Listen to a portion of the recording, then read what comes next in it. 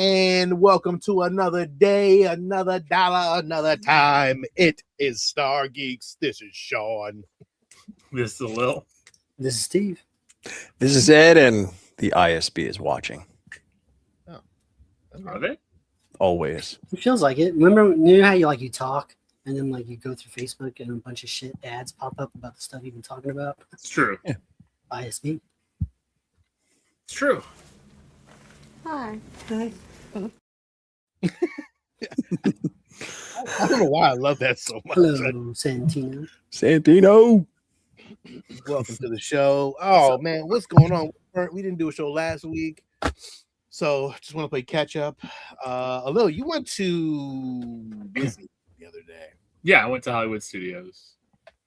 I got to ride the new update to Millennium Falcon Smuggler's Run, where they put Mando and Grogu into the game attraction, because that's the one where you ride the Millennium Falcon and you have to collect the coaxium. They changed the mission to collect the coaxium as well as get the Empire's people, however they used it in the movie. I'm drawing a blank now. So you have missions, and then you can actually jump hyperspace and go to another planet. Because the other game initially is like you just go for the coaxium, you collect it, and game over, right? Like you know, Hondo tells you how much you got, and you're all good. This one, you're collecting that stuff. You're chasing after, people on the deck, on the Mando's card deck, and it's more fun. I have to say, it's a lot more fun. A little bit more Grogu and Mando stuff going on in it, and yeah, it's I think it's a good update, and that I want to see more of it. I haven't seen the new updates in Star Tours yet, because every time we've ridden it, I keep getting old stuff, and I keep getting First Order stuff, and I keep getting so pissed, and I'm like, I'm not riding this again. It's like, we're leaving now. I'll go back. We'll try it again later. The definition of first world problems. What did you think of the new merch that was there? Did you check out any the new Star Wars merch that was? Yeah, I sent you guys some pictures. I thought I can't. I thought those Mandalorian gauntlets were pretty cool. They were. Yeah, I did too, and they were very shiny. Trying to remember where else I sent you guys. They had the Force Priestess statue that looked actually kind of cool. That was cool. Not that I would want something like that, but I thought it was kind of cool, and like how they had it, how it can glow. Hello. Shout out. They also had. They also had a wood carved. I think it was Yoda, maybe it's Grogu statue. So it's like wood carved and everything. It looked really nice. I didn't send that picture because I couldn't get a good angle on it. It was in a glass case up high. And then they had like the great holocron. They had a big bronze bust of Yoda. And then they had the Jedi Temple guard like mask helmet kind of thing, which I thought was kind of cool as well. Like just some new stuff that popped up. And then I bought the kids at one of the restaurants. They had these like choose your side cupcakes. So it's kind of like finding out what sex your kid is, kind of thing, where you cut out the reveal. The reveal. So they have these cupcakes, and you get them randomly, and it's like it's a Jedi or a Sith. So inside it's red or inside it's blue. So. But kids, some of those to share in the little Millennium Falcon, X-Wing fighter chocolates on top. So they had fun with that. So overall, your problems. Yeah. I mean, your Disney experience is awesome all the time. I would expect. You enjoy it as much. Because we the main reason we went was to go ride the new update to Rock and Roller Coaster, because they took out Aerosmith and it's now the Muppets. Oh, so it's Dr. Teeth and his band, and it's the Muppets, and I think it was better. I don't like Aerosmith, so I was like, oh, this is good. Is the actual roller coaster ride the same, and just it's the same? It's just rewrapped. Okay, exactly. Rewrapped, new signage in the middle. through the ride, a lot of the blacklight signs, but you know, it's Muppets. It should be Muppets. That makes more sense than Aerosmith. Oh yeah. Well, that, and I mean, enough time has passed now to where, you know, I used to know that whole scene when they're in the studio by heart from riding that thing so many times. But, you know, those guys don't look like that anymore. No, Not even close. Well, listen, today is this young man's birthday, Mr. AK Geeks. We want to wish this man a happy birthday. And thank you. we want to give you some balloons, my friend, and lights and all the cool stuff. I like how Sean celebrates your birthday at his house. well, I mean, of course, why not? well, you didn't want to put it on, so I It's a can't, national holiday. I can't give it to you. Like I would love to give that to you, my friend, but you know.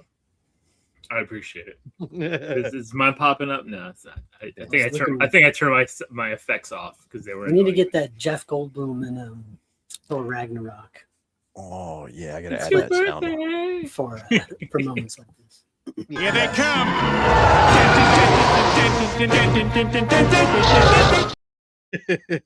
Happy birthday, hello. Oh, I'm sorry. I put you on He, mute. he muted everybody. Oh, thank you. I appreciate it. Sorry. Yeah, I mean that's really I haven't gotten anything. No new Star Wars stuff anyway. Nothing good. Yeah, there's no new Star Wars books either. So I could have probably got like Andor. I think there was an Andor book, but I didn't get any of it. I might have a bunch of stuff coming in the next few weeks. I mean, I will too. Yeah, I definitely will. I have bins of stuff at my my brother-in-law's because we're leaving next week for Chicago. Oh, So Rob Southgate left a bunch of stuff. He moved to Maryland. oh, nice. And so he had a bunch of toys and stuff like that. A lot of just stuff. So he's like, I'm gonna give it to Goodwill. I'm like, don't give it to Goodwill. Leave it with Charlie. I'll come and pick it up. And so I got a bunch of stuff. He sent me some pictures. There's some Mego Star Trek stuff, a bunch of Star Wars vehicles. So we'll see what I got, and I'm gonna go through it and clean it up. And What part of Maryland did he move to? Did he say? I don't remember. I have it somewhere. So Doesn't matter. I won't visit him anyway. Well, if he's got some good stuff and it's close by. I mean, maybe, yeah. No, he got rid of it all. He even gave Charlie took a light up movie poster frame, like that you would put like you would see like in movie theaters, like the full poster frame, 27 by 40 that it has the light up built into it and everything. So Very cool. I'm like, I don't know where I'm gonna hang that, but I've got an Avengers poster that'll fit perfectly. Nice. See a few. Most potential. See, I don't know potential wise because you know there's whole different pieces of it here. So the Ahsoka is now bringing in the Grand Admiral Thrawn. They're coming back to the Central Galaxy.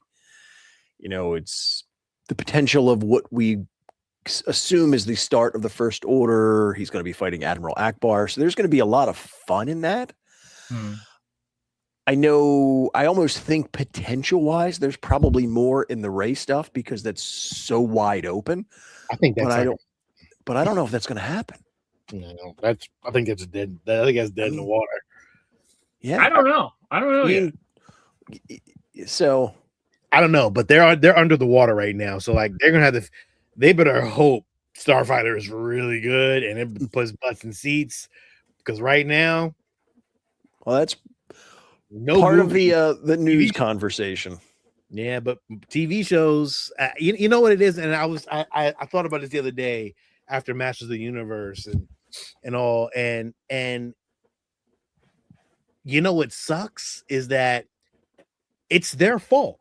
They gave us these TV shows. They made us watch. Well, listen, the pandemic made us stay home, but they put these things out on TV so we can watch them. So what do you say, Steve? Some of us. Remember, we got to all stay home. Steve. I as an essential worker. But it's now their fault because now we're so used to now, oh, it'll be in the theaters. Oh, but it'll be on streaming in about a month. Not even that. So they have single-handedly destroyed themselves because no one will. I mean, people will still go to the movie theaters. It just all depends on what it is. But I just don't think that certain IPs are going to be able to gross that kind of money anymore. And I mean, a Well, little, see, if you pull the numbers a little, you'll see the box office on a lot of these big franchise movies. Everything is going down, but I think it's there's so many factors that it's going into this, right? So you look at Mando and Grogu, again, target audience.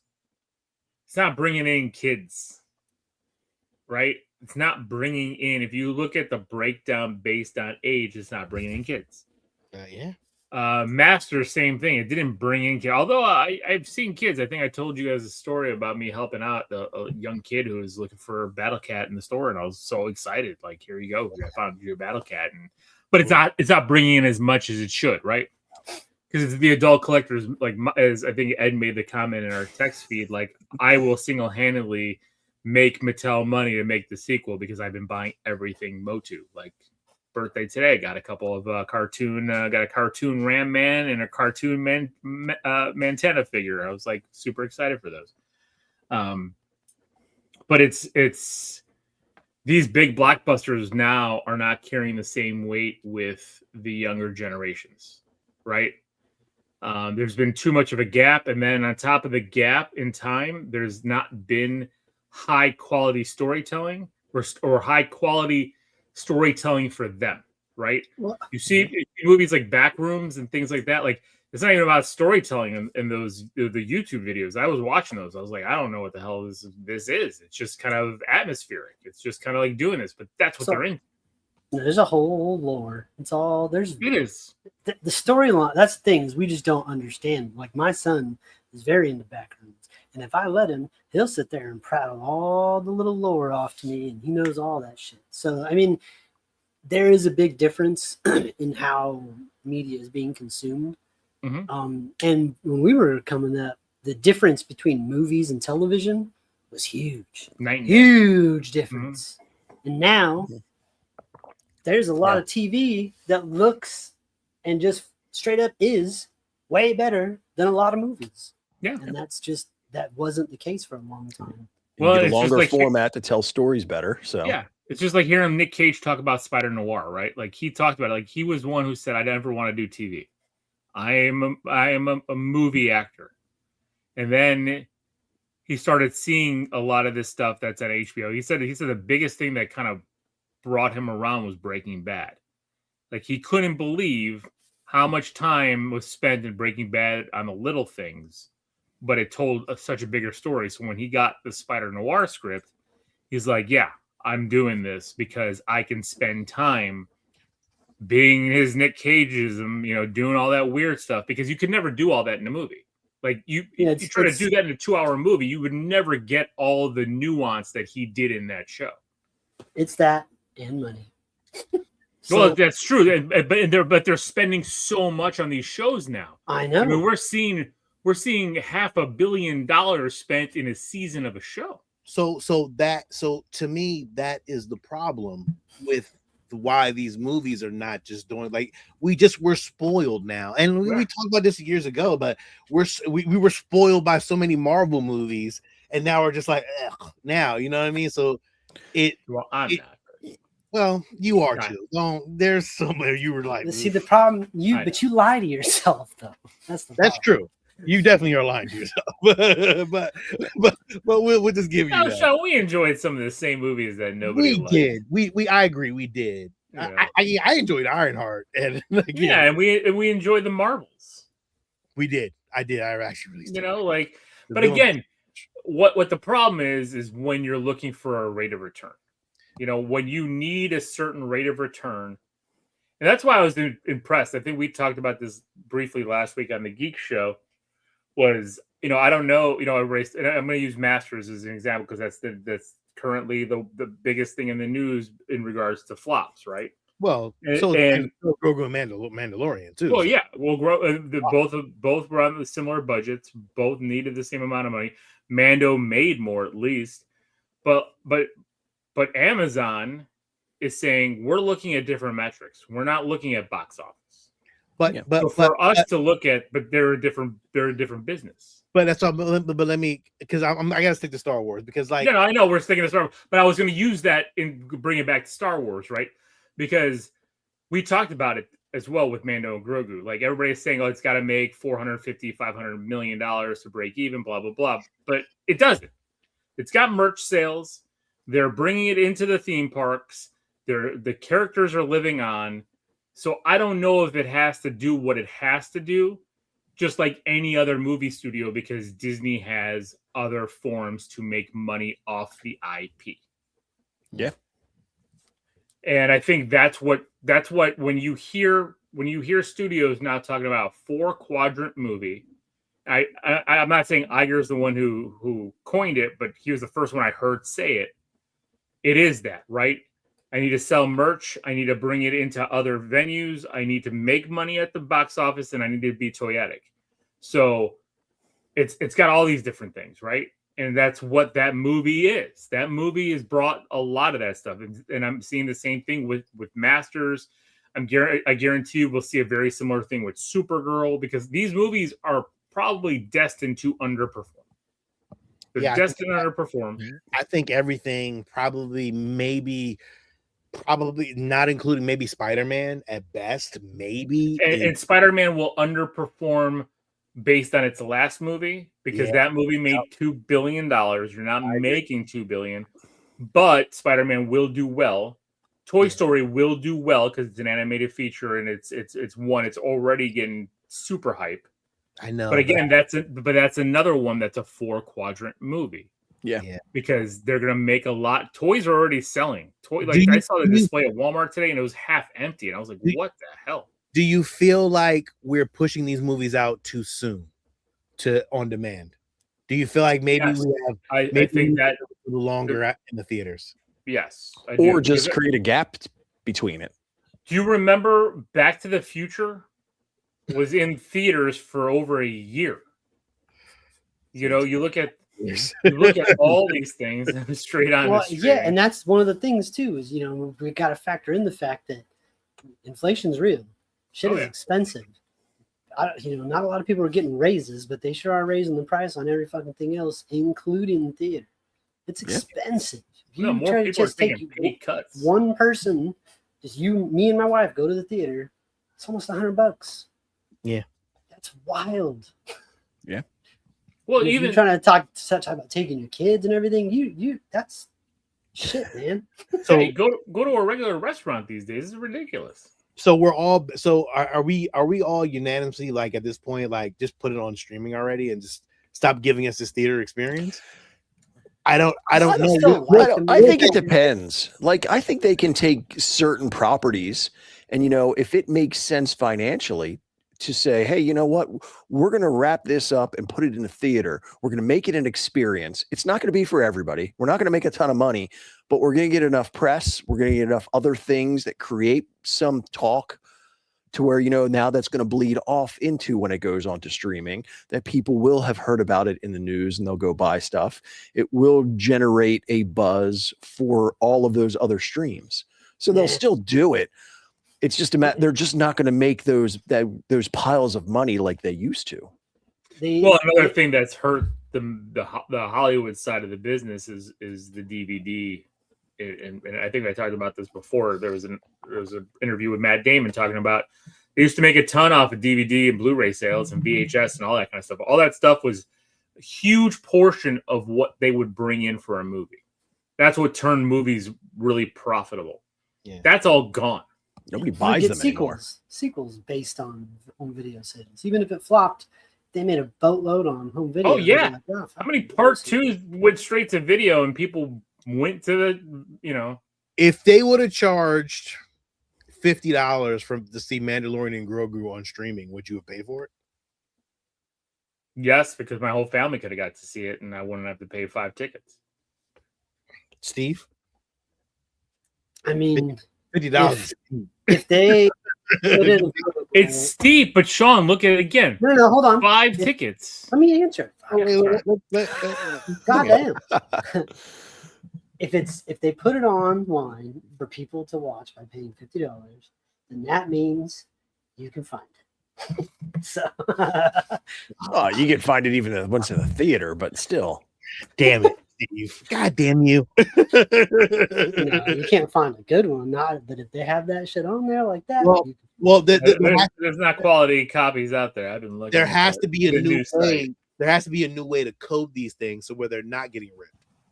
And if you can do that with that technology, then you won't be able to see it by any means. Maybe on a while, but I mean, if you can find a way for it not to get ripped, and I think there's ways to do it. But I mean, yeah, $50 is a lot cheaper than going to the theater. Yeah, but for them, $50 where they're not paying the theater. We will never It's get a huge that, cut, right? We will never get that Star Wars, and me and Ed talk. We'll never get that Star Wars feeling ever again. No one will ever get that standing in the line, waiting for the movie, waiting for that, because again, like we said, because who the fuck waits in line? Lines are for suckers. Yeah, we pay for your seat now. Yeah, we pay for our seats now and stuff like that. If you take that away, then yeah, we'll get that same experience, but nobody wants to do that now. So it's sad, like those times have moved on because technology has moved on. And now you can get your seat whenever you want. You can come in 20 minutes late, but here 30 minutes of fucking previews. Here's the other thing, though, too. Like and regular commercials. What the fuck is that? I don't think the theater is dead. The theater experience, because I think seeing the movie on the big screen, but is different. But a little lining up and talking to somebody about Star Wars, or people dressing up an hour early to get. That's why we have conventions now. We didn't have conventions back then like we do now. But even conventions are starting to die a little bit. Like not here. There's a damn convention every freaking week. I know, but I think that it's not as. I don't know, man. Like I don't know. I think to me, I just think the experience of what we used to experience is all dead. We all know that, but like it's just we'll never get that Star Wars experience ever again, and that's the sad part. Yeah. I mean, I get it. But those experiences are dead. Yeah. They're not the same. It's changed. I called it after Endgame. Good. Well, the problem is now is that the people that are making these movies have all grown up watching Star Wars. They're not people creating stuff out of thin air. You know what I mean? They're trying to stay in that sandbox. Yeah. Get it. So with those numbers, as far as how it relates to the Mandalorian Grogu, I mean, like I said, right now we're just shy of 300 million globally. We've seen the drop off. It's probably got another couple of weeks that it'll sit in the theaters before it completely kind of fades away. Mm-hmm. It might get close to a break even on. Well, they already surpassed what it cost to make the movie. Now they're trying to cut into the budgeting stuff. But I think that, again, as we've talked about many times, it's not a true loss because people are talking Star Wars. Lil was just talking about going to the park. I'm curious, how does this now affect next year's movie with Starfighter? Or does it affect it at all? Is it a positive thing? Because, let's face it, even if you're talking Star Wars, if it's back in the zeitgeist, if people are now, now this is totally different because this is in a completely different movie. We have no existing characters. It's built as a movie, as opposed to some of the feedback from The Mandalorian and Grogu is that it's a glorified season 4 put on the big screen. Does it matter? I don't think it matters. I mean, I think, we've seen stuff like Andor, stuff like Rogue One happen, even though like Rogue One didn't introduce anything new until the final scene. Or not anything new, anything old until the final scene. Everything was new. And I think I'm looking at Starfighter like that, right? Like it might be that breath of fresh air for Star Wars fans who want something completely new, something theatrical, something. You're not going to get a crawl.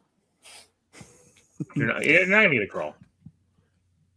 Because it's not part of the. That's the thing. That's the feeling. That's the feeling Sean wants. Sean wants that Lucas film. He wants the 20th Century Fox And he wants to fucking crawl, man. I don't need the 20th Century Fox, but I do want the crawl. I want the crawl, dude. I just want the crawl. I want the crawl. That needs to be Star Wars, not Skywalker. Yeah, I just don't get it. I don't understand why they don't use the crawl anymore. It's almost why? It's just the episodes. But just the Skywalker stuff. They need to shift that. I'm looking forward to it. I mean, from what I've heard, it goes back more into, again, that kind of hero's journey essence of the story they're bringing. I mean, it's been a while since we talked about it, but, it's called Starfighter, and the cinematographer was the same one from F1. So, again, if you're giving me kind of what basically feels like Top Gun in space, along with new Star Wars, and if it feels Star Wars, I mean... But nobody's gonna see this. Let me tell you why. Because it's what is this Starfighter shit? Like I don't know how that they're gonna sell this one. Like I'm soaking. They gotta sell the shit out of this one, man. I don't think they need to, because we just saw Ryan Gosling make like $900 million on a movie. Nobody. Project Hail Mary. That was a 3-hour movie. It's a book though. Like I think there are book readers of Project Hail Mary. Well, I get that, but I'm saying that didn't make all the money. Book readers. There ain't that many book readers anymore. I mean, I get it, but I mean, Project Hail Mary was really good though. Like I really loved it. Well, that's what we have to hope for is, good production, good story, good character. That's with any movie. Yeah. So, all right. Other things in the news, very sad at the loss of Marsha Lucas. She was the Oscar-winning editor, and many say the unsung hero, as far as she is a big reason that Star Wars was what it was because of her editing of that movie. Yeah. So she definitely had a hand in it, and she did, what she did best. And honestly, it really wouldn't be. If you watch too, with all these big IPs, right? That got created out of nothing.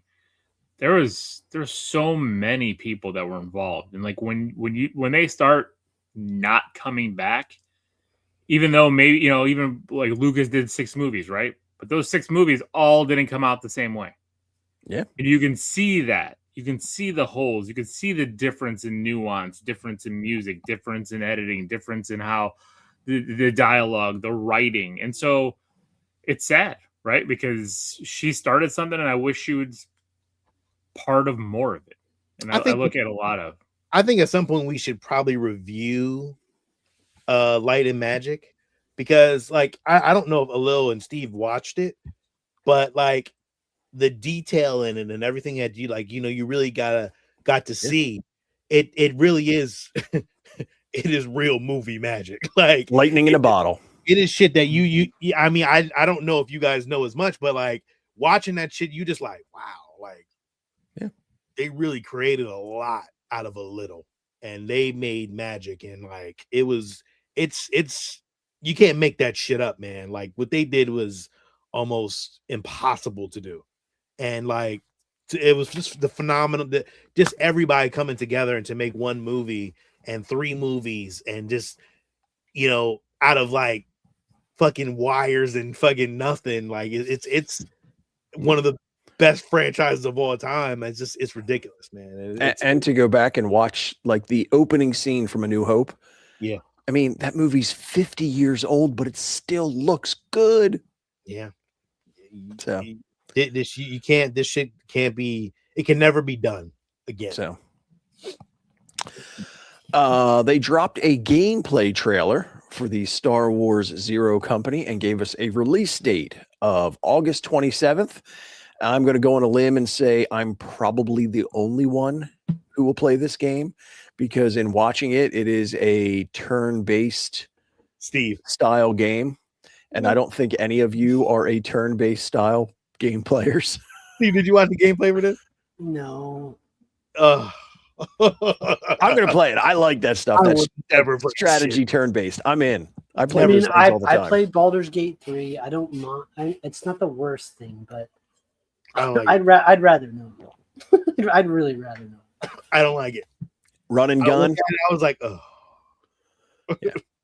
How dare you? How dare you put all this work into this and you made it a turn-based game? Fuck you. Oh, you suck. Well, if this isn't your cup of tea, they did drop another gameplay trailer for the Power Wash 2 Star Wars version. And now this drops July 16th. Oh my God, this is going to be the most mindless, super fun game I will probably play for the next decade. It's on Game Pass, so you can get it. Oh, I'm so excited to play this. I mean, You have to power wash like a fucking AT-AT. Oh yeah, the deck of a Star Destroyer, the Millennium Falcon, X-wings. It's just okay. Sounds fun. I can wait though. It's not fun. Isn't this too close to home for you, Ed? It doesn't matter.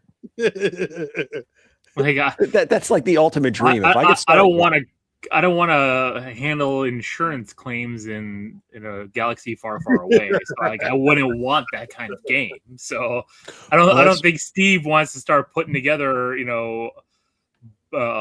panels and pull wire and cables through the Death Star. Yeah, I wouldn't get a fucking game about programming access control systems. That would be the shittiest video game ever. But yeah. Yeah, no, I'm in. Washing's in your blood, Ed. Yeah, well, Star Wars is in my blood. It doesn't matter. The collection news. Let me share something from Regal Robot that came out last week, and something that is coming out. They released the Apple Slug from Regal Robot. Hello, Quitcha. This is gross, and I do not want it. But it was from Jabba's, from Return of the Jedi, so it was like, in Jabba's lair. Really cool though. I mean, like again, it's from the creator of of one of the maquettes. It's just not my cup of tea. Very phallic. I was gonna say nasty. I don't. It's a monstrous vagina. It's like that movie Teeth, Steve, that we watched. Yeah, I don't want to think about that movie. Why not? It's hilarious. That's a weird movie. That looks but it's a part of that, the maquette thing. That I have some of these, so I'm not mad at it. Like, I don't need every single one of them, but not my bag.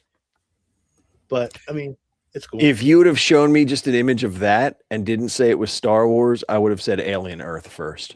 Yeah, I would have too. I didn't. Not my bad. Yeah, there's probably a reason that guy didn't get a lot of screen time.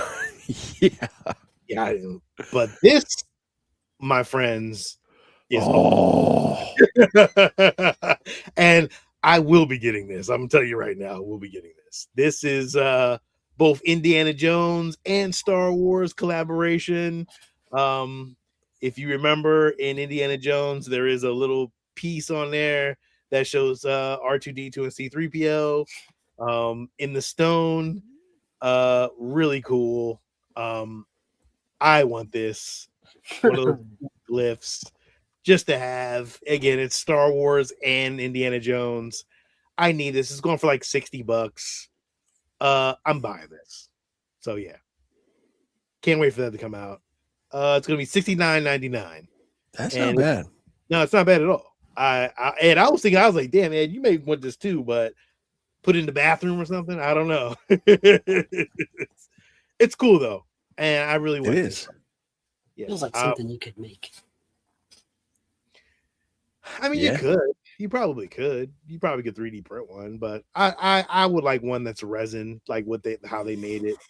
And I'll comes out June 16th, so I'll definitely be putting my order in for this. Definitely. Alo, what you think? I mean, it's cool. You know what's crazy though, Alo? Why do I feel like this will be at Disney? This will be at Disney parks. It will. It might already be there. Because it probably will be. I mean, I didn't look at the indie stuff, but it's. Yeah. I mean, the whole new indie area is going to be open by next year. So it seems like a lot of things that Regal Robot creates, they end up putting it in the park also. But it's not the same version of it, but it is a likely version of what they do in the park, because they have a Rancor thing that's actually in the Disney parks that they're selling. and Regal Robot had did it first. So I'm wondering if, I did see that. Yeah, I wonder if the license is, oh, you get to create it first, but we get to take it. We get to take that same design and get to use it in our parks as well. I'm very curious if that's the agreement. Maybe. I mean, not everything, but like even with the chess pieces, they had a Regal Robot first, and then the Disney parks actually had those same chess pieces. Not exactly the same, but I mean, goddamn, they look pretty close. They're pretty close, yeah. Yeah. So it's very interesting, like how that licensing works and how, like, you know, hey, you get to create it first. We'll give you a year or two with it, and then we get to take it and put it in our parks. Because it seems like everything they do is in the parks. So very curious on how the license works with that. Usually that's probably what it is, though. I can see that. Let you take it over. So in other collectible news, you know, as we were talking about other streams of revenue, here come all the Mandalorian and Grogu action figures. So you've got your Black Series figures, because Hasbro showed all of these off. I think it was last week. But your Denbo and one of the droids, which looks really cool. The droids that was on Nalhutta. Yeah. Zeb. Now, my only question with the Grogu Black Series figure. Look at the size of that peg holder. Look at look, that's a tiny toy. Yeah. What are they charging for that thing? Is it the same? Is Zeb and Grogu the same price point? Probably. Because that's just crazy. Part of the same series. I know. The IG droid and the snowtrooper with the varying helmets and face pieces. And then they roll into the 3 3/4 line with all of the vintage look. Not only the ones from Mandalorian and Grogu, but figures from the Maul series, from Rebels, throwback of a regular Sand Trooper along with Zeb. Are these are Black Series figures? No, these are 3 3/4 vintage series. Here's the ones where I think we might get you off the sideline, Sean. The droids Boba Fett version. I mean, that card is pretty awesome. Yeah, and the droids. It's interesting. I had the 3 3/4 of these, and I don't really collect the Black Series big stuff. Like, I'd rather collect. It's not big, is no, it? Oh, no, these are 3 3/4. This is Black Series. Oh, no, they're Black Series. Black Right. Series, yeah. Oh, It was Black Series. Yeah, they had these. They had this one in 3 3/4, but I didn't like it. I didn't want it. I was like, I'm cool. Yeah, I don't need these. Like, they look cool. If I seen them for like in, you know, cheaper than that. If I walked in Target and I was like, oh, maybe I should take them because I do like the card back. It does look cool. I don't know, but I can see these jumping off shelves pretty quick and then getting flipped for like $50. So the coin is cool. I do like the coin with it, but I don't know. Yeah. I don't know. I'll probably find it somewhere and I probably will get it. I do like the colorway of C-3PO. I do like how they did that and the R2D2. Yeah. But Ed, you know the 3 3/4 of these, like the Kenner versions, are very expensive. Well, if you're talking about the originals, yeah, the original ones. Like no, for C-3PO. Oh, well, I was gonna say from the original release of these back in the mid '80s, yeah, some of them are even more rare than your Power of the Force Return of the Jedi. Yeah, there's one guy, I can't remember his name. He's like, I think he's going for like 14,000. Oh yeah. No, I know exactly which one you're talking about. Vlex. Is it Vlix? Yeah. Vlix. Yeah, I think that's Vlix. Yeah, those I would love to have a couple of those, to be honest. Ed, you don't have any of those, right? I do not. At some point, I'll probably look to get them loose. Yeah, I want it loose. I'm looking at it. I don't need them carded, nor can I afford carded. That's just crazy money. They want $800 without the card. Yeah. This is when I need your superpower, Sean. My superpowers ain't that good. They're better than mine. So All right, Ed. I will let you take it away. I don't have what I want, but I'm gonna play this anyway because Steve, we might have to fix this at some point. But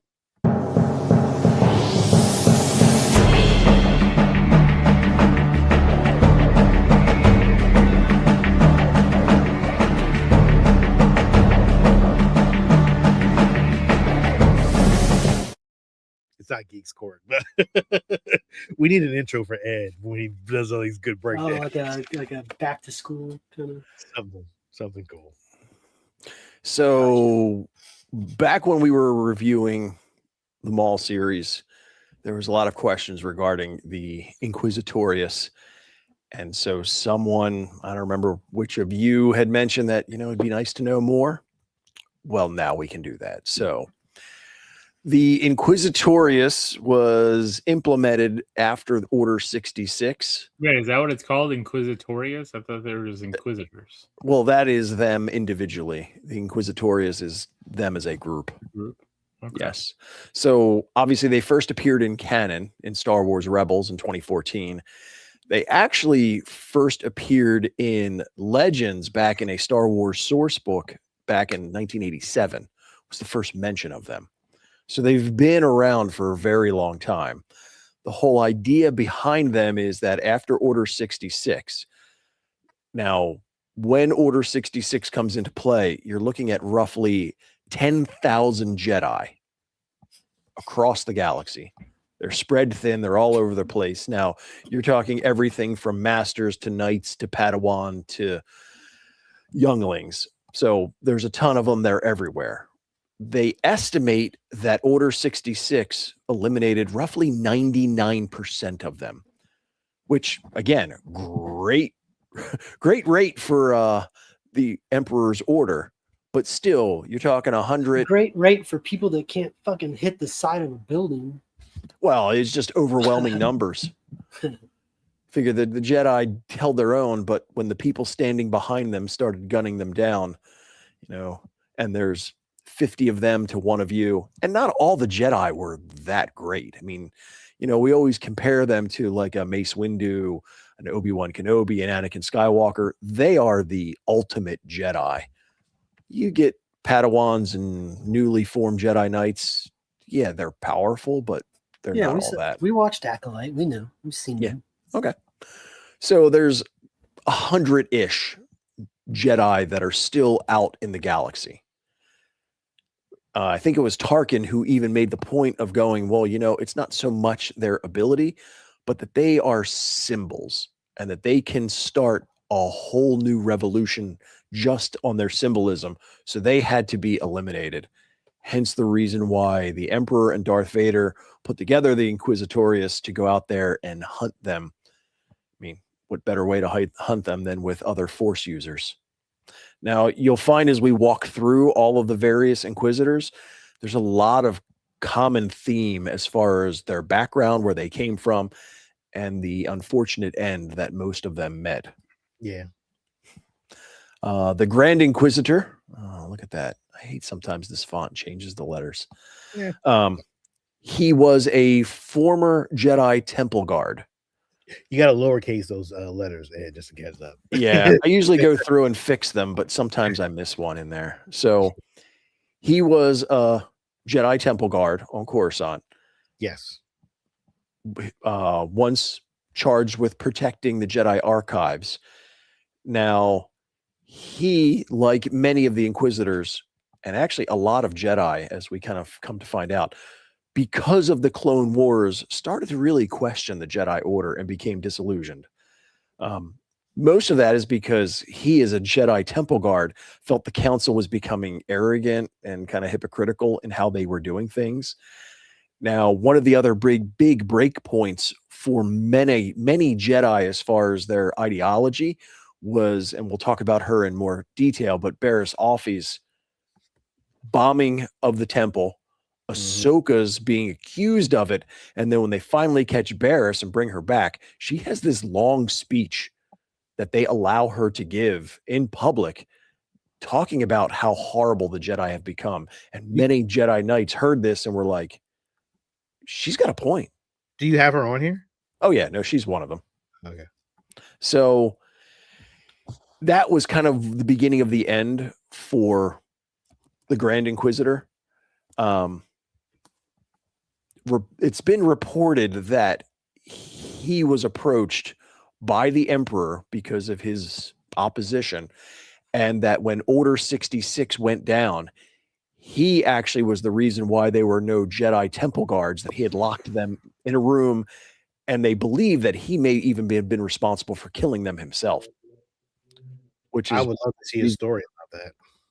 Which is part of the reason why the Emperor brought him in and made him the Grand Inquisitor right out of the gate, because he kind of proved his loyalty right up front. And of course, he reported directly to Darth Vader. No. Now, we saw him in Rebels, his back and forth with Kanan. And then, of course, we saw his demise. Now, the reason many believe that he kind of let go of the ledge and allowed himself to die, because he made a comment in there that's saying that there are things far more frightening than death.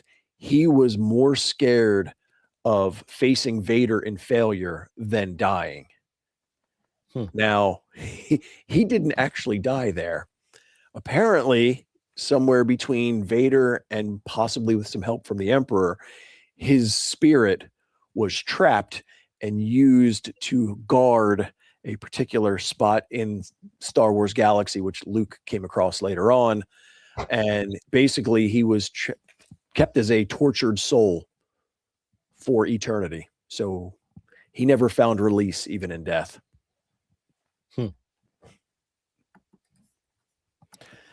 The first brother, Marek. Now, Smoke monster. yes. Now, he is the first brother, but we really don't know that much about him. I mean, he's one of the few that we actually have a name. Now, this isn't, we don't think it's his name from before he was a Jedi or before he was an Inquisitor. We really don't know. We know we see him in Maul. We know we see his demise in Ahsoka when he gets cut and what we think is Night Sister magic come out. But there's a lot of speculation on who he is, where he came from, what his background is, and we really don't know any of that. I know there's some people who like to think that he is Star Killer from the video game. There's other things that I've heard to where fans think that he might be one of Maul's brothers, not Savage Opress. He's another Zabrak brother that I cannot think of the name off the top of my head, that they think it might be him. So I'll be curious to see if we get more information on him as far as his background, where he came from, and who he was. Interesting. The second sister, Trilla, we got a lot of her information from the video games, Jedi Fallen Order. Yeah. Now, we know with her, before becoming an Inquisitor, she was a Jedi Padawan trained by Sira Junda during the Clone Wars. Now, after Order 66, Sarah was captured by the Empire and tortured. Now, Trilla believed that her master's torture and kind of betrayal is what fueled her to kind of get angry and really rebel against the whole thing. So she was captured by the Empire, like so many of the Inquisitors, once captured because of her being a former Jedi, was basically tortured and broken down and ultimately became one of the Inquisitors. She was one of their more effective hunters, personally trained by Darth Vader, as most of them were. And then, of course, in Fallen Order, she relentlessly hunts Cal Kestis, you know, because of the representation of both who he is and what he is. And then, of course, we see in the climax of Fallen Order where she kind of briefly turns away from the dark side. Yeah. And Vader senses that and is like, nope.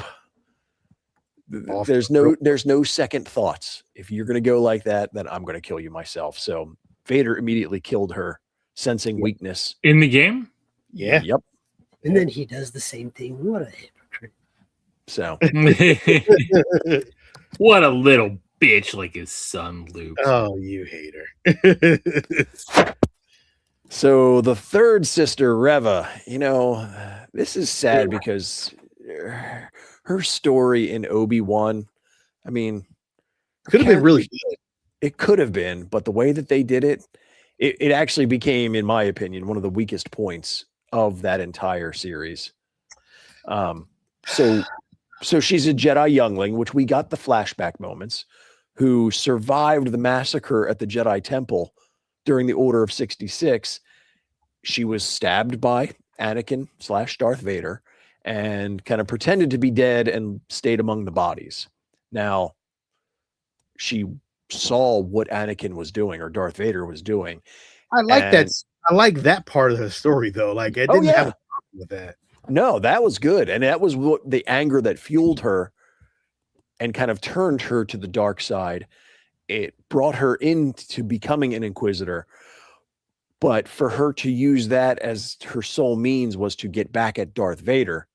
So she relentlessly hunts Obi-Wan, thinking that that's the opportunity to get in front of Vader. And of course, as we saw in that show, one, she actually stabs the Grand Inquisitor, but, we know how lightsaber wounds sometimes kill and sometimes don't. He survives. She gets her chance, and Vader dispatches her with zero effort.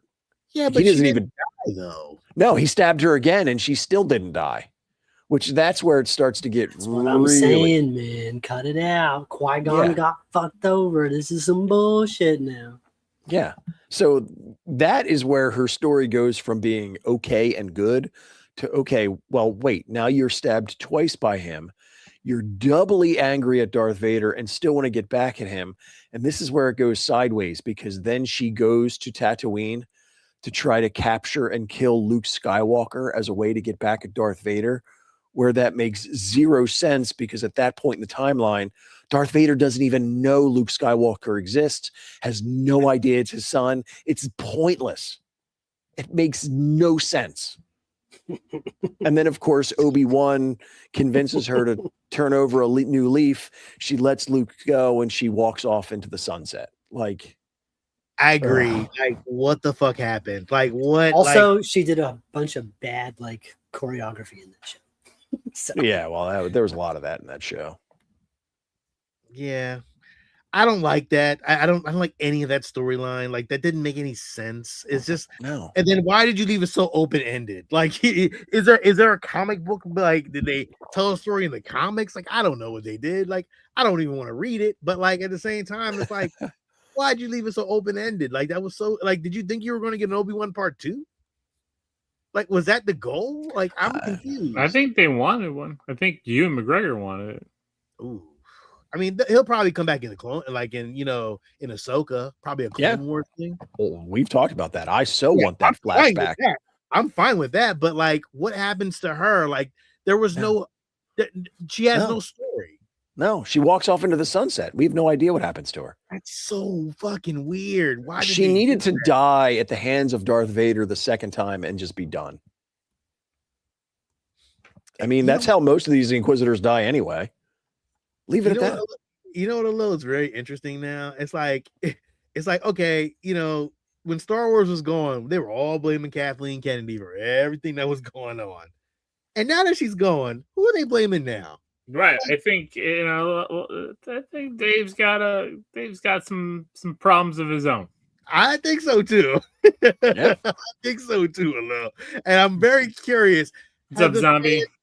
Will the fans turn on him? Well, I think you have to wait for Starfighter. Starfighter and Ahsoka season 2.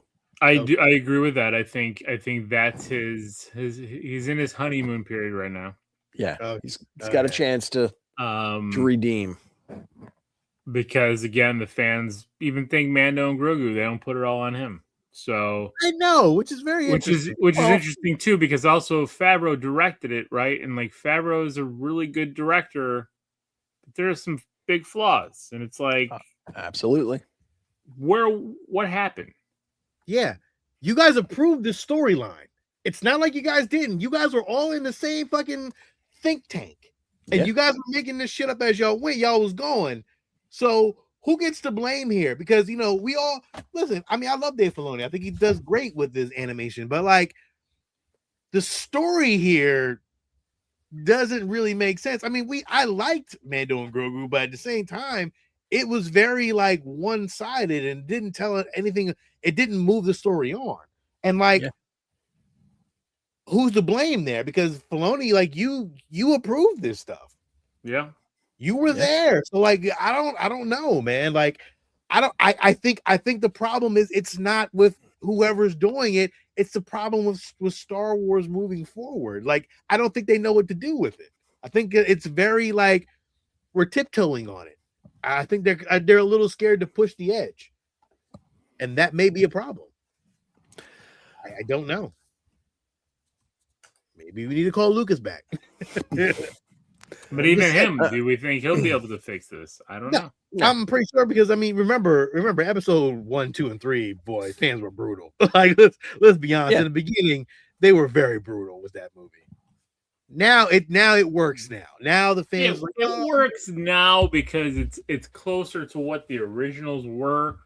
Right. But if we didn't get 7, 8, 9, I still think there would be some hate to that. And it also only works because of all the added animated stories that they put in between to flesh out what I agree 1, 2, and 3 were, right? Like I still do not like 1 outside of the Maul, Qui-Gon, Obi-Wan stuff.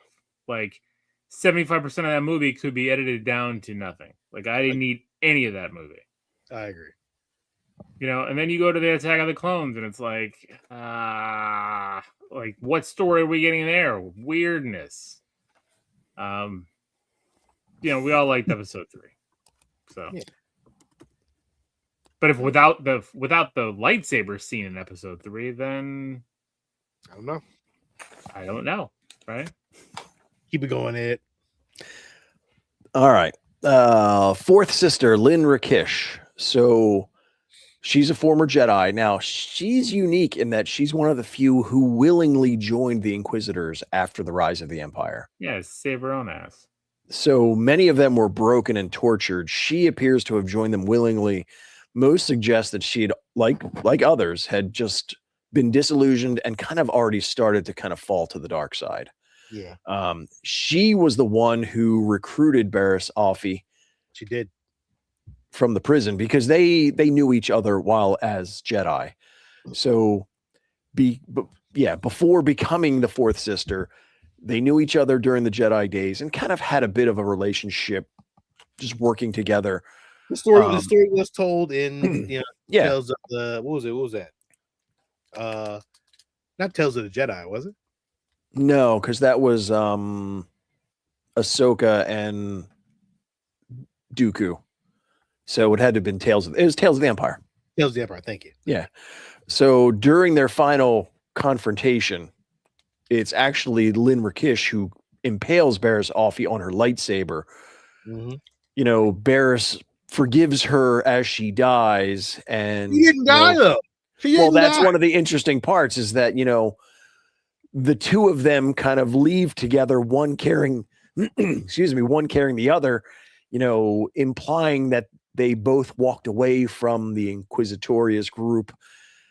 Whether Barriss lives or dies, we don't know, but they both kind of just faded away.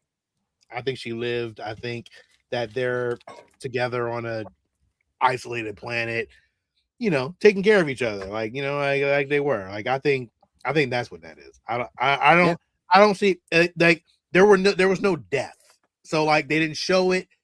It may have been off screen. Well, I mean, she was stabbed with a lightsaber, so she didn't die. Of course. She didn't die. There goes Steve again. That Qui-Gon he got a bad rap. Yep. The fifth brother, he's a former Jedi initiate from the planet Artesium. Now, the reason he started to kind of fall away from the Jedi Order is that during that time, he saw the Jedi and the Republic that the Senate approved the strip mining of his home world, and it caused the death of many of his fellows. So he saw what was happening with it between the Jedi and the Republic. And so he's another one who willingly joined the Empire and the Inquisitors, Now, we saw a lot of him throughout Rebels. He was kind of inept through a lot of that he would show up and fight and he was never win. But he, like two other Inquisitors, ended up being killed by Maul on Malachor at the end. So there's 3 of them that showed up, and he was one who was taken out there. He'll come back in Fast 11. Because you know this is the thing I was on, right? That's Yeah. He'll come back. So Merrick is Jason Statham. Yeah, Steve. Or The Rock. So the 6th brother, Bill Raylan. Now, he's one who, during his time training as an Inquisitor, had his, and again, this is another common theme that you'll find. He had his arm cut off by Darth Vader during the training, as Darth Vader taught many of them the lesson of loss, and it usually came with the loss of limbs or other pieces of him, which further pushed most of these individuals down into the dark side. On one of the missions, now he's one of several of the Inquisitors who was on this mission, hunting a particular Jedi. That Jedi found a way to trigger the inhibitor chip in the clone troopers that were with them, causing the troopers to turn against the Inquisitors because they viewed them as Jedi, which is what Order 66 had trained them to do. So this guy's interesting because he's so worried about just saving his own ass that he betrays the 9th sister who's with him, cuts her leg to kind of leave her as fodder for the clone troopers so that he can escape.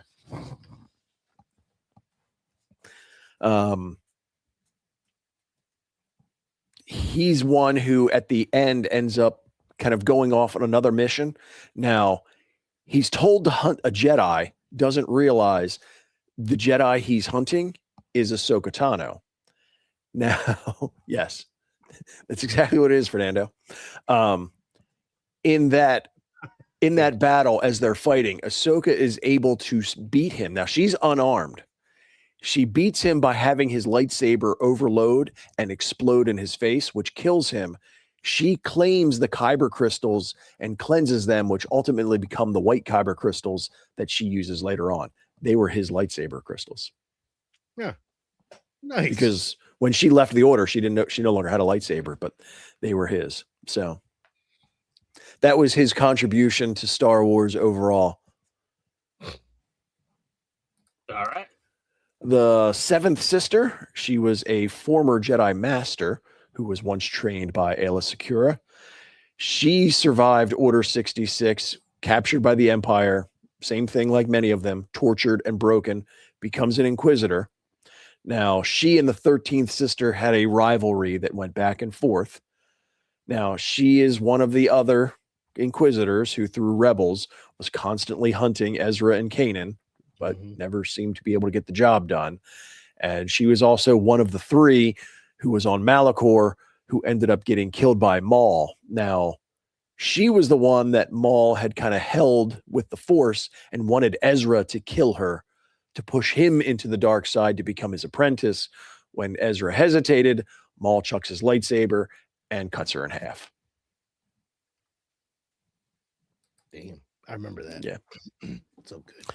Yeah, the 8th brother is a Jedi from the planet Torellia.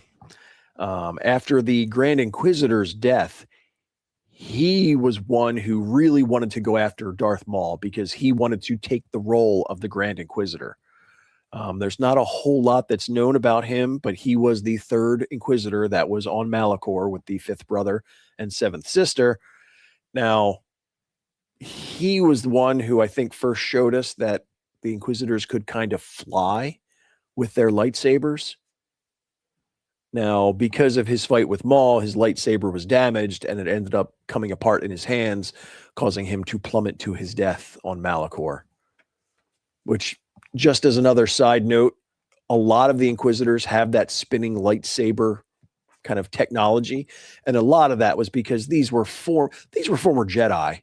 But they're not masters for the most part. They don't have the skill. It was used as a way to kind of intimidate and overwhelm the Jedi they were hunting. So that's why they were all given that technology to use. The ninth sister, Masana Tide. I remember, So playing her in Jedi boss Fallen. level. Yeah. Yeah. She was fucking hard as shit. And then you realize you can just toss her off. Yes. On the edge. Steve, you remember playing this? Oh, yeah. So, former Jedi. She's a Dewutan species. She was captured by the Empire after Order 66. What's up, Mando? What's up, Tortured, Mando?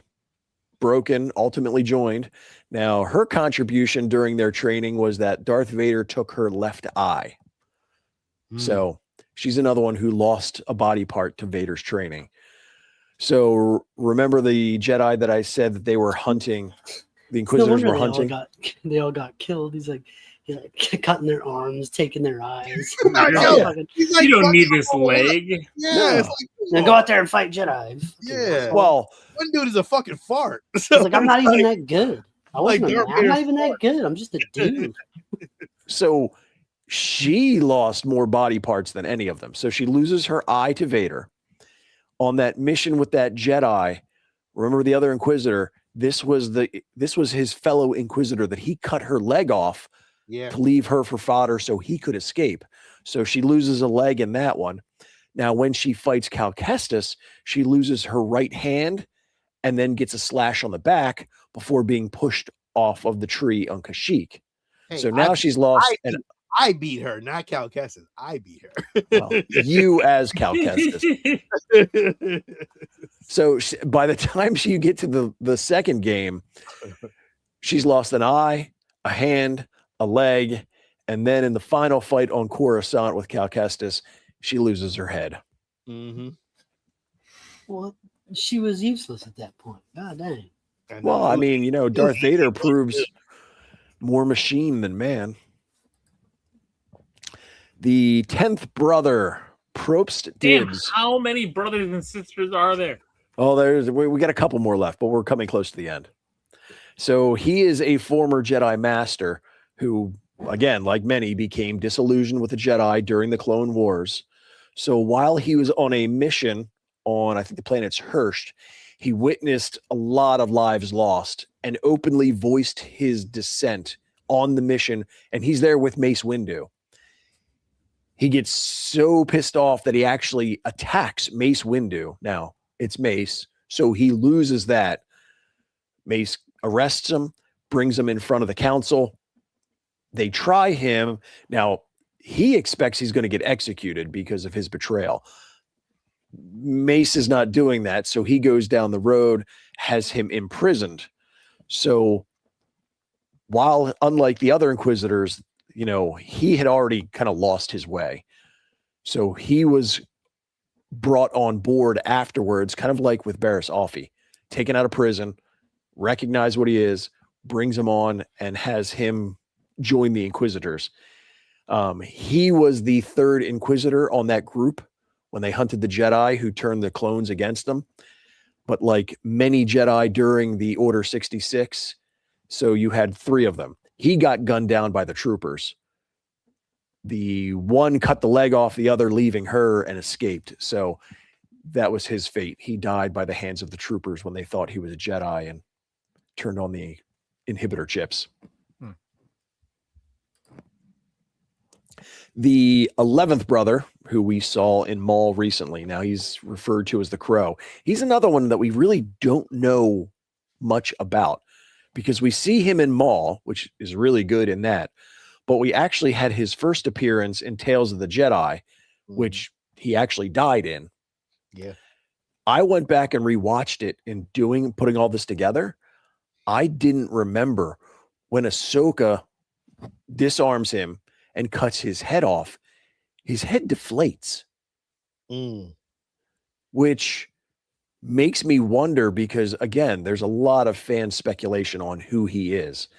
If he is Savage Opress, is that the reason that head deflates? Because again, we know. I'm just throwing it out there. I mean, it makes even more sense now with the head deflating, because if, like Marek, that he is, being kept alive through Night Sister magic, I don't know. It was very strange to go back and see that. It was like stretch. It's a stretch. You know how it is in his stretches, though. He'll stretch it as far as he can. And then he'll get that 1 out of 100 stretches right. And he'll be like, I told you guys. Confirmation bias. Worth it. So we talked about Barriss Offee briefly when it came to her fellow fourth sister. Mhm. So we know Barriss' story. Former Jedi under Luminara Unduli. Yes. Gets so frustrated at seeing what the Jedi are doing during the Clone Wars that she's just had enough of it. Now, I still don't understand why she bombed the Jedi Temple and framed Ahsoka, but yeah, I don't understand that either. I couldn't remember. Was there maybe somebody out there? Do you think it would be to get Ahsoka to eventually join her? Potentially.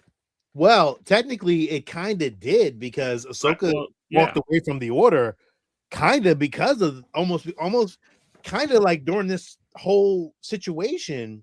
Yeah, but it was we left the Order probably like right after this, not too long from it. Well, yeah, but it's because Anakin knew Ahsoka was innocent that he went out in search of who actually committed it.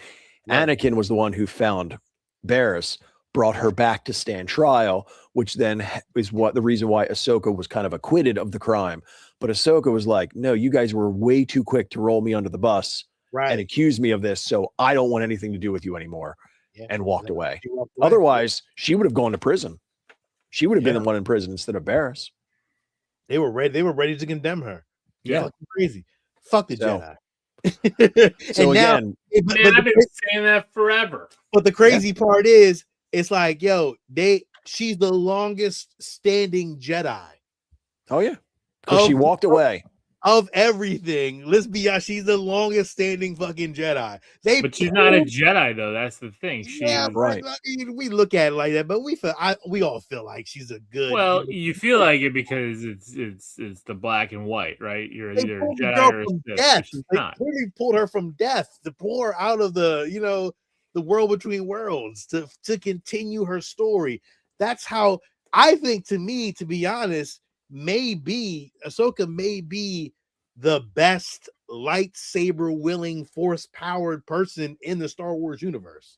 Well, and it's because she becomes Ahsoka the Grey. She skirts both like sides. Gandalf. Yeah. I mean, she put the work on Vader, dog. I mean, there's power in being in between. I mean, even Palpatine says that. Like you know, there's power in the dark side, so you don't want to go too heavy one direction or the other.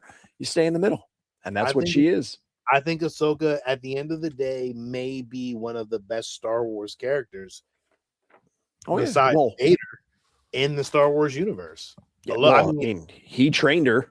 I mean, tell me I'm wrong. Let's be honest. No, I don't think you are. Tell me that I'm wrong here. Like, well, she's gonna have the longest story. I guess that's the thing, right? Like at the end of the day, he survived 3 trilogies. I mean, 3 story trilogies. Like, listen, but she did it by hiding. Yeah, I mean, but that's the thing too. Yeah, she wasn't involved in shit. You know, no, what I mean? she was in hiding, but she was still fighting the battle. Yeah, it's a big galaxy. If you read the stories, she was still fighting the battle in between these battles. Yeah, but she wasn't fighting the main battle. That's what I mean. Like, yeah, that's like playing. You're a major leaguer playing in the minor leagues the whole time while you're not playing against the top teams. But she's not, because she's the one that kind of started the rebellion. If you go into the stories of Ahsoka, she and Organa, she's Fulcrum. Yeah, she helped push that narrative. Like, she's doing it. Like, if you go back and listen, like, you gotta like play this. It's fucked up because she was never written into the original trilogy movies and all that kind of stuff. No, but they've retconned her in. Yeah, I get they retconned her in, but if you really look at her, it makes sense. Yeah, she ran the show, like, real shit, and it's like kind of crazy. And I think she's very underrated for a Star Wars character because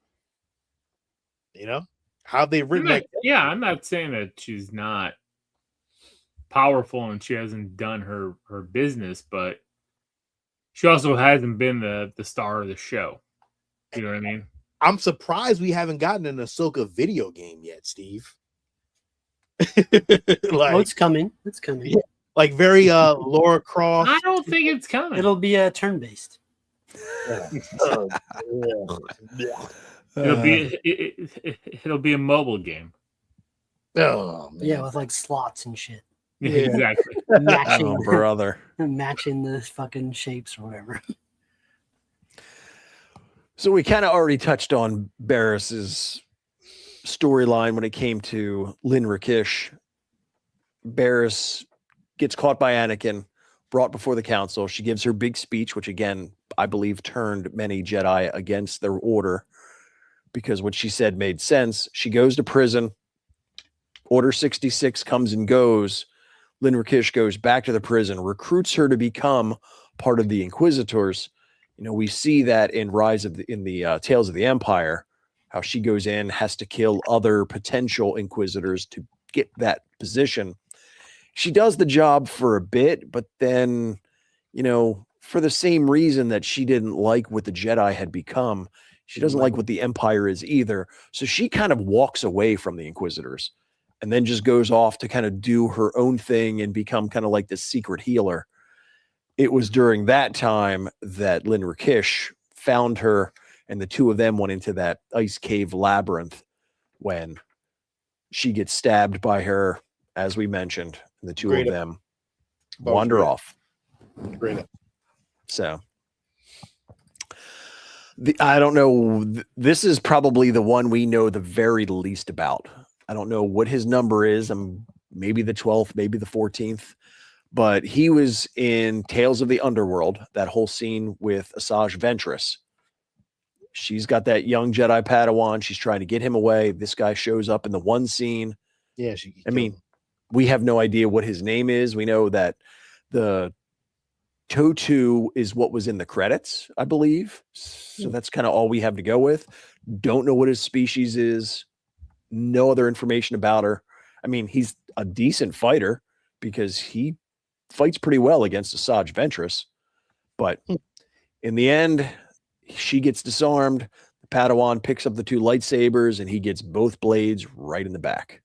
So we don't know who you are, but we know you're not around any further. Yep. As we wind down to the last couple of Inquisitors. Damn it. Last couple. Two left. Everybody left. This is me and you. I gotta eat dinner soon, man. And you're long-winded. Good Lord, get through it. Well, don't be you blaming me. You guys are sidetracking this thing. Good Lord. Man. We gotta put our commentary in. So Iskat Eris, former Jedi Padawan, she sees her master killed during the Battle of Geonosis. Oh. Seeing that made her extremely angry. You know, she was not really given, she was given her Jedi Knight status after that, but she was never given any missions, nothing throughout the Jedi Order. She kind of felt abandoned, left alone, very angry. At some point, she reveals her feelings to Palpatine, who was like, you know, I can work with this. So when Order 66 is given, Palpatine had informed the clones to give her the option of just joining them. And she chose to do that, which is interesting because that kind of ties to the last one. So Talon, another Jedi, he's friends with the previous one we just talked about, the 13th sister. They're both Jedi. They're together during that Order 66 when she's given the offer to leave. So she abandons him to his fate. He gets angry, is able to survive the initial onslaught, but ends up just getting captured and brought in, tortured, all of that. The two of them meet up again during their time as Inquisitors. And, you know, there's a bit of a rivalry. They kind of hate each other at first. But because of their time together, you know, they become friends and they actually become more of an item. Now, they realize that this is kind of forbidden. So they both try to make a plan to just kind of get away. Well, the person who picked up on their forbidden love was Darth Vader. He hunts both of them down and using the Force has them impale each other on their lightsabers. Vader's like meet their end. Love. Oh, well, I mean, he knew he's like bringing in all of these former Jedi to become part of the Inquisitors, knowing that at some point he has to kill all of them. So, and there you have it. There are all of the Inquisitors that we know of with any kind of detail. There's been talk of a couple of others in various books and things, but they don't have names or numbers, so do not warrant any further conversation. Awesome. Well, thank you, Ed. All the information you didn't really need to know.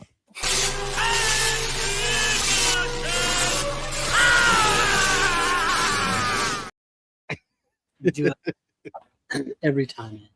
Every fucking time. Ed, thank you very much for your history lesson. Again, we appreciate you, sir. You don't have to go through all this research, but you do it, and you fucking do it very well. Oh, he has to go through this. I have to learn. We all He's a learn. completionist. Yeah, well, that too. But like shit, I mean, I learned shit that like I didn't know. Like, I appreciate you, man. Listen, you don't have to do this shit, and you really do a really good job. I think the world needs to appreciate you a lot more, but you know, the Star Wars world needs to appreciate you a lot more. But yeah, man, I thank you again, man, and you did a hell of a job. Lil, happy birthday again before we get out of here. It's your birthday. Happy birthday to nope. Yeah, that's what I wanted. Nope. Yeah. Steve's like, nope. I don't know what we're gonna talk about next week. Join us here next week, next Wednesday.